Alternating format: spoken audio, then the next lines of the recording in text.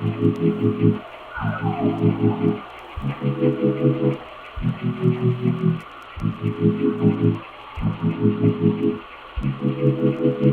first introduction I have to do is perhaps the most difficult because I know this man so well, but never mind.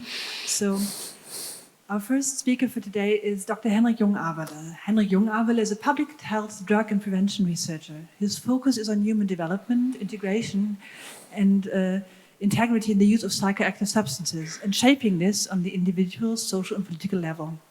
Henrik is the director and co-founder of Mind Foundation and one of the CEOs of Ovid Health Systems. Henrik is also the scientific director of the Insight Conference. He has worked at the Institute of Medical Psychology at the University Hospital of Heidelberg for 18 years, where he conducted and led EU and DFG-financed research projects on salutogenesis and psychoactive substances. Currently, he is also part of the research team at the Episode Study here in Berlin. Give a hand to Henrik. Thank you.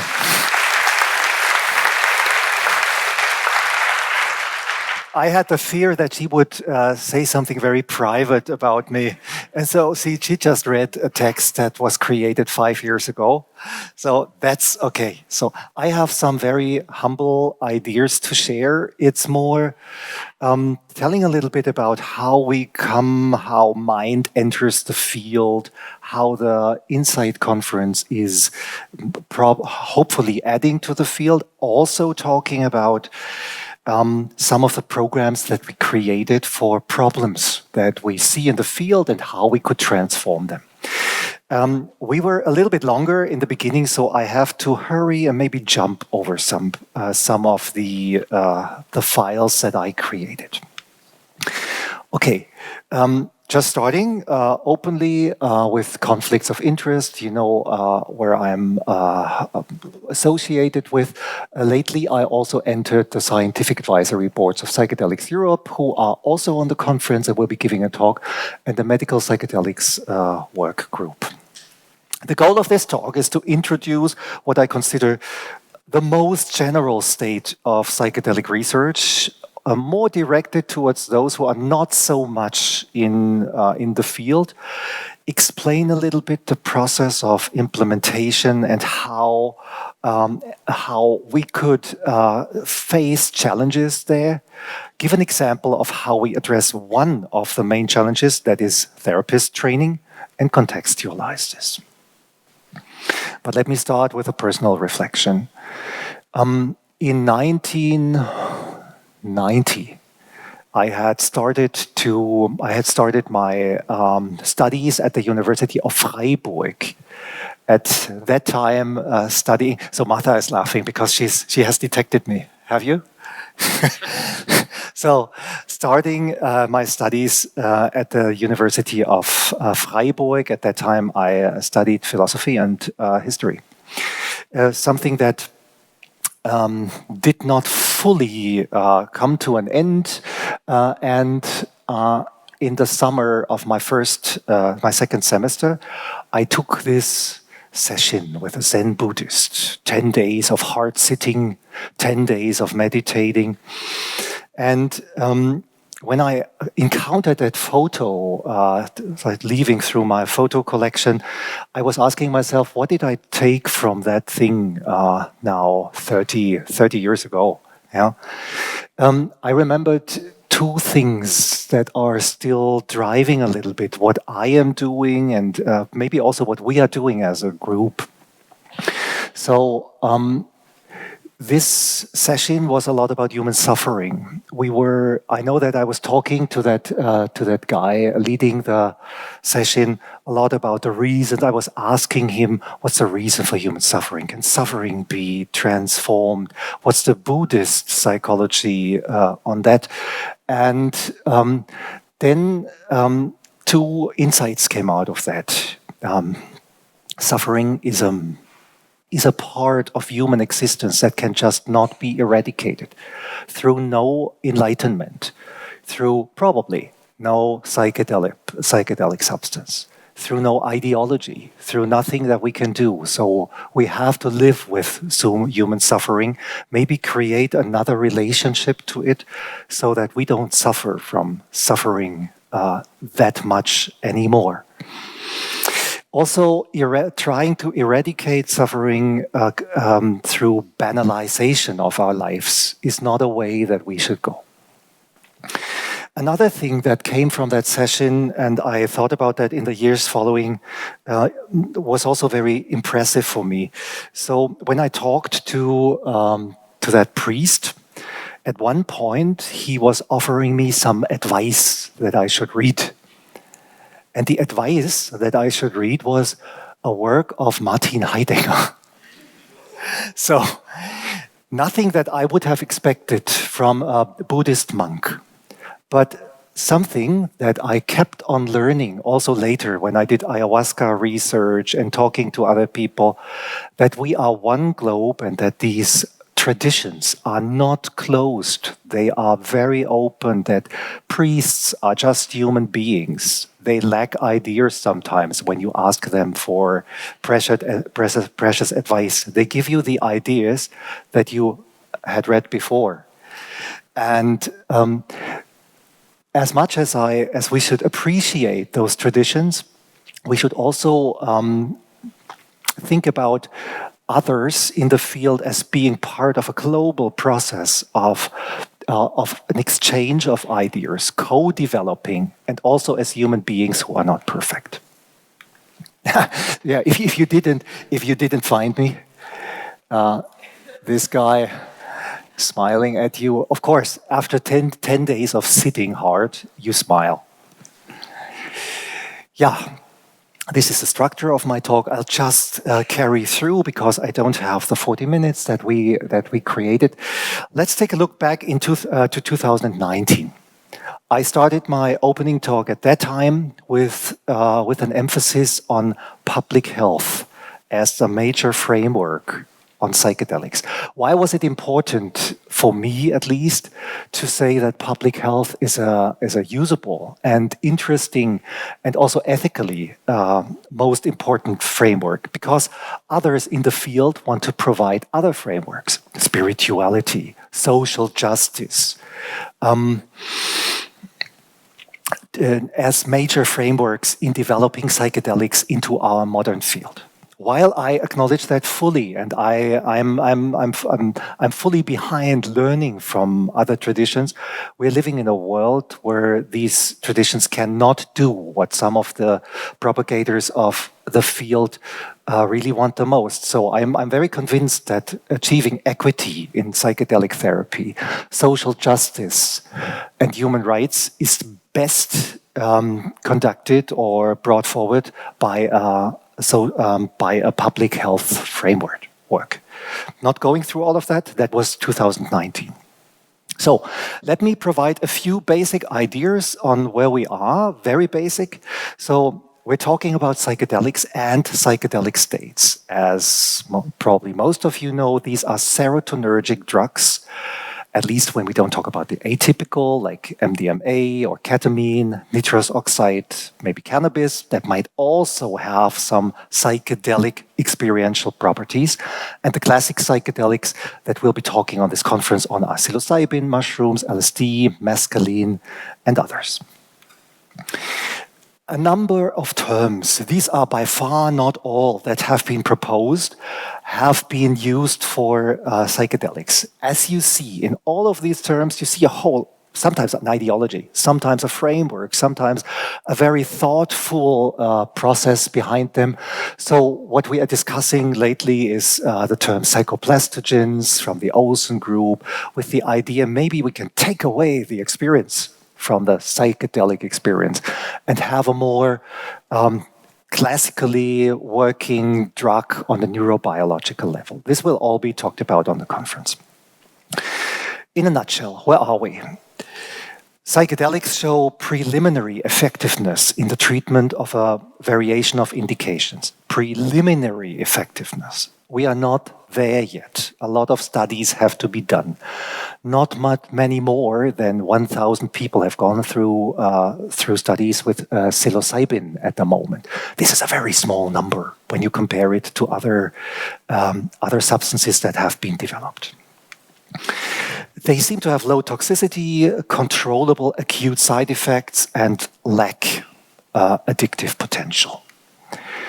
They could become part of a paradigm shift from substitutional to a more transformational based treatment, at least for some indications. Gerd Gründer will be talking about the fantasy of some people that psychedelics could solve the mental health crisis. We have a very critical stance on that. Of course, we're willing to debate this out. We don't think that they will simply solve the mental health crisis. That by the way, is related to what I said about human suffering, which is so complex and has so many roots that a drug will likely not solve this problem. It could also have a transformative potential for mental health itself, bringing back subjectivity, where some try to create a biomechanistical view of the field. Psychedelics seem to be safe when in a therapeutic setting, applied in a therapeutic setting. They have to be avoided with psychotic disorders and those liable to develop them. And the incidence of serious events in medicine is very low. Not talking you through all of that, but the main idea I want to provide at the beginning of the conference, because you will be meeting it all the time, there are neurobiological mechanisms of action and there are psychosocial and social factors that are being debated. Probably both of them work together. The way they work together is not yet fully understood. A lot of things here are not fully understood. What our group is at the moment trying to do with the training that I'll be talking about in a few minutes is to consider the psychological and social factors in this process of psychedelic therapy as being augmented by substances and vice versa, which, by the way, is a very interesting field that has not been developed enough. Wrong direction. Just one or two words about that. What was not the case 4 years ago, what is the case, more than 200 organizations, a quarter of them non-profit, are in the field. Some have raised enormous sums to develop new substances. There are some trials, new trials going on. Most of the new substances, apart from the classical ones, are in phase, animal study phase or phase 1. So this will still take a longer time to realize. One perspective on Europe versus the United States. The United States have a much higher lifetime prevalence of psychedelic use, 35 million, compared to the much larger European Union. This has several historical reasons, societal reasons, but it may also be related to the fact that the whole psychedelic space had been developing in the last years in North America. Last point here in this section of my talk, emergency room presentations. So psychedelics are not the most seen drugs. Maybe when you look at MDMA, which is a stimulant actually, an atypical psychedelic, this may not hold true, but when it comes to at least LSD, these are hardly seen in European emergency rooms. Okay. Again, Gerd Gründer, here he sits. He also sits in front of his usual work environment here. How are psychedelic drugs approved as medicines in Western societies through research? Some other traditions, actions, social movements try to do it through a legal process, through marginalized religious groups process, through other instruments.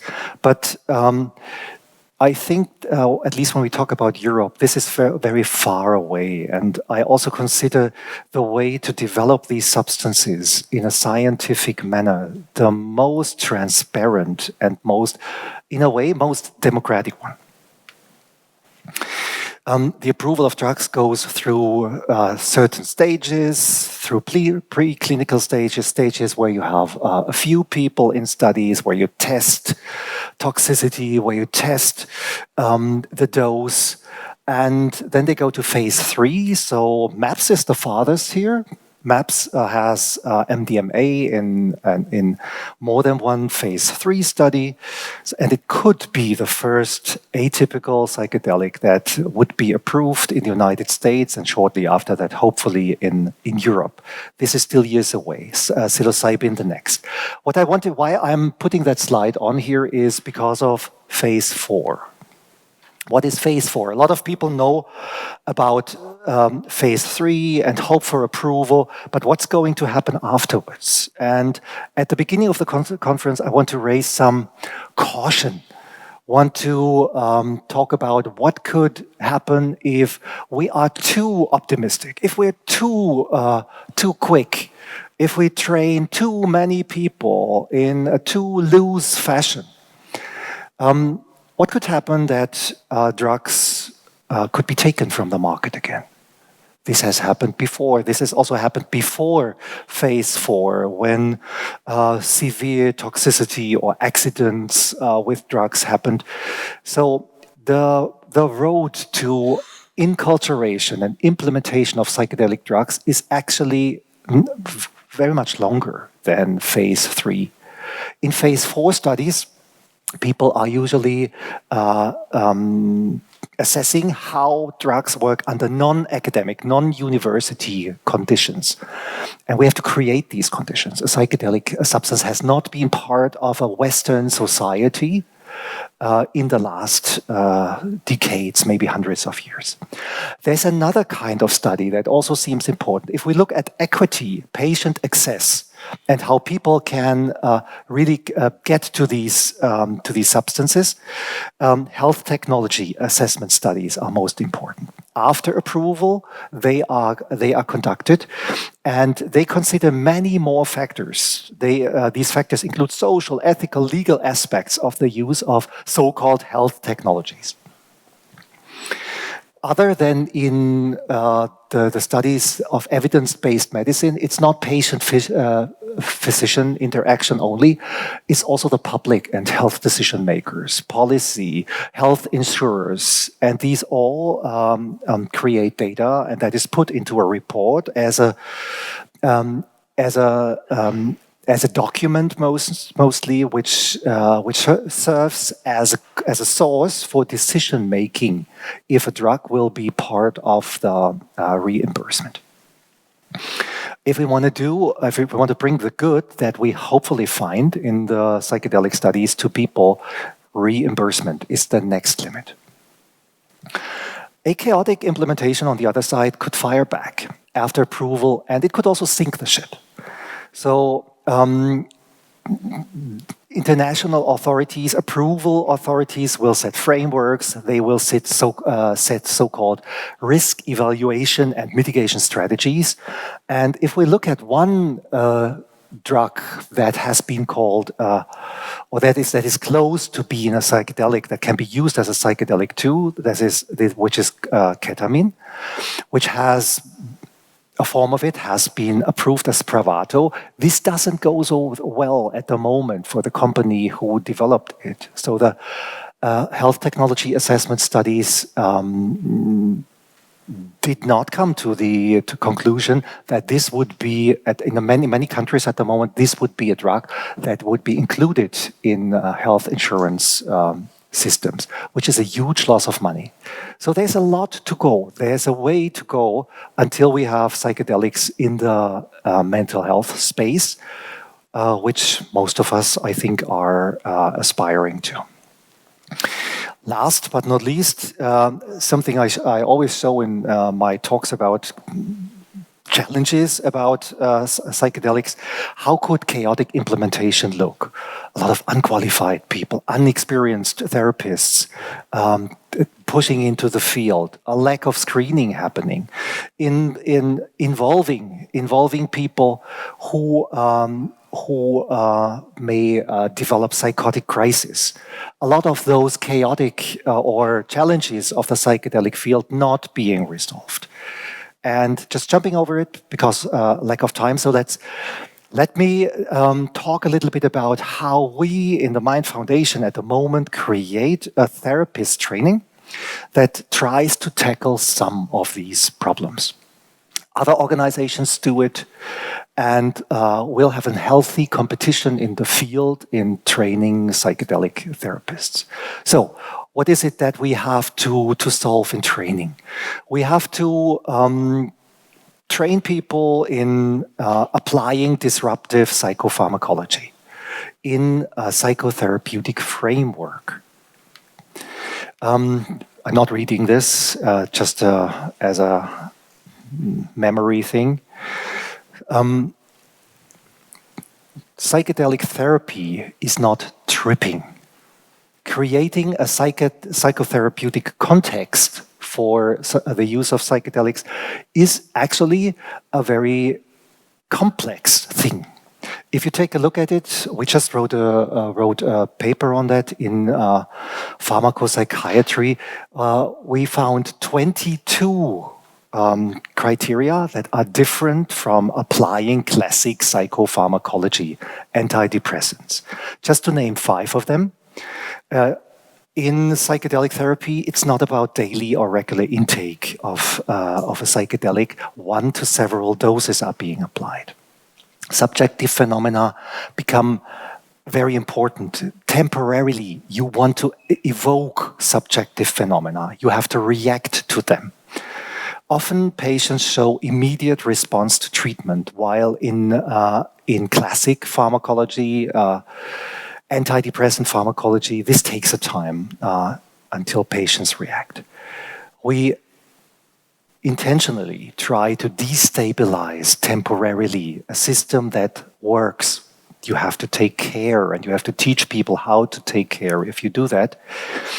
And finally, a lot of the people that talk about spiritual phenomena in psychedelic therapies, they are right. People seem to confront themselves, a lot of people, with those existential topics, and you have to teach a system how they do it, because I am not, like all of my colleagues who are co-developing this curriculum, I am not very confident that the mixed and very multiple ideas that we have about spirituality will serve by themselves as a tool to address the patient's spirituality. So, how do we do it? We have created, I'm just going over some slides to save time. We have created a training called APT, Augmented Psychotherapy. The augmentation means expanding, intensifying training. Participants in our training will be certified to either become psychedelic therapists or co-therapists, trying to solve a problem that many have in the field who are trying to become psychedelic therapists from an alternative psychotherapy direction, not fully licensed. We have assembled a scientific advisory board and a very impressive group of trainers in the training. And one of the basic ideas of this training is to work out the 5 common factors of psychotherapy that have been the result of psychotherapy research in the last decades, which you can read here. So this is not in-depth, this is not behavioral, this is working on those common factors. It's a 2-year training, and it's modular, both on-site and online. I'm not trying to advertise this training here, just taking a look at the modules and ideas that we baked into it. Depending on the basic qualification, people will be certified differently. Graduates become part of a European therapist network. And even before the approval of psychedelic substances, therapists can apply APT with the methods ketamine, breathwork, stroboscopic light. We are not training underground therapists. We apply OBE curriculum philosophy, so outcome-based education. And not reading through this, these are the 13 outcomes that we try to tackle in this psychedelic therapist training. We have to do a lot of research about that, if that works the way we intended to, but in a bottom-up, top-down process of asking experienced therapists, reading through the literature, coming up with ideas of our own, we've been creating that list. So I have to jump because we are very late in the talk. The curriculum consists of both intensive week and online lectures and includes elements of theory, self-experience, case studies, mentoring, patient acting, but also has a strong mindfulness and neuromeditation training behind it. I wanted to contextualize this attempt to bring something to the field that creates a stable and valuable contribution to the development of therapists. So, one of the bottlenecks of implementation is delivering trainings. And what I think that what we have to do as a field is reduce the exceptionalism of psychedelic therapy. Many authors have written about that in the last years. Psychedelic therapy resembles a lot of what we know in other therapies, and maybe that is even more than the psychedelic, than the factors that do not match those factors. We need to have both brief and profound, longer curricula. So we create a 5-day short version of our curriculum when we have gone through it once. We have a well-established framework of psychotherapy that can be used, the common factors approach. And last ideas that I want to share, psychotherapy is embedded in a larger societal discourse. And there I come back to the first ideas that I've been talking about today. I think it would serve the field very well to create a self-critical debate about historical frameworks for psychedelics. Last conference, we tried to use the word Bewusstseinskultur a lot. I think there's another nice term. It's called Vergangenheitsbewältigung. There is something to talk about coming to terms with your past. Something to talk about that does not always go or did not always go right in the past. We have not been talking about some of the accidents or some of the not so well going sides of the psychedelic field. Discourses, narratives that need more critical consideration from my personal point of view are those that you find here. From the beginning, there has been an elitist conversation and discourse in the psychedelic field by people like Aldous Huxley. Religious, esoteric, neo-shamanic discourses that have not really added to an understanding of a structured development of that field. What I think are the 5 discourses that we should maybe put more emphasis on in the future is not only the medical and psychotherapeutic discourse, the neurobiological discourse. There is something to do in the salutogenetic prophylaxis self-development field that has not really begun. I, like others, think that first we have to develop these medicines as approved substances for therapy before we can really enter into that field. But to bring stability to it, I think we have to go there. Salutogenetic approaches and maybe even human development approaches which have the topic of how can psychedelics maybe add something to our relationship to nature and whose relationship to nature. So I'm cutting it down here. I am late. Thank you very much for your attention and hoping for a very nice conversation about it in the next 3 days.